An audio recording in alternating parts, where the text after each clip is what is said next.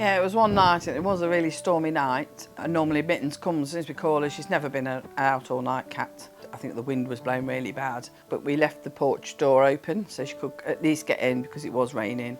She appeared from out of one of the back rooms. We'd left food and water out that, and she was limping across the floor and her paw was sort of bent over like that, and she immediately was going to hide away. She managed to get herself up the stairs to get under the bed, and it was then when we noticed that her paw was broken. But the PDSA was the first port of call, easy to get to, fantastic centre. We would rung them first anyway to know what to do. Searched on the internet, emergency call, come in straight away because it's a broken leg, it's urgent. And I wouldn't have known that if I hadn't looked on the PDSA website. They took an x-ray of her leg, and then it was really from treatment from then onwards really. She had broken it. They didn't know whether her leg would have to come off or not. They wasn't sure. They didn't want to because she's such a young cat, and luckily they didn't.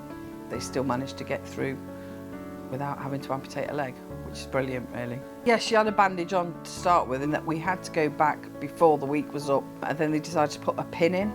So she had a pin in for a few weeks, and then we took her back and they checked her to see her walking, and she said, well, she seems to be fine on it, we'll just see how she goes with it. And she did.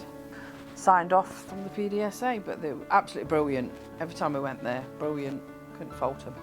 Well, she's family. She's, she came into our lives about a year ago as a little kitten. My daughter's took to her straight away. She's got her own quirky little habits. I think it included lying down sprawled out, because me and Stu are always sprawled out. She does the same.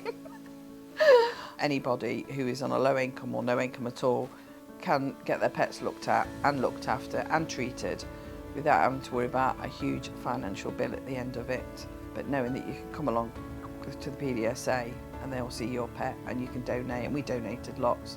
And I've also left some money in my will to the PDSA so it can continue to support people who need their help.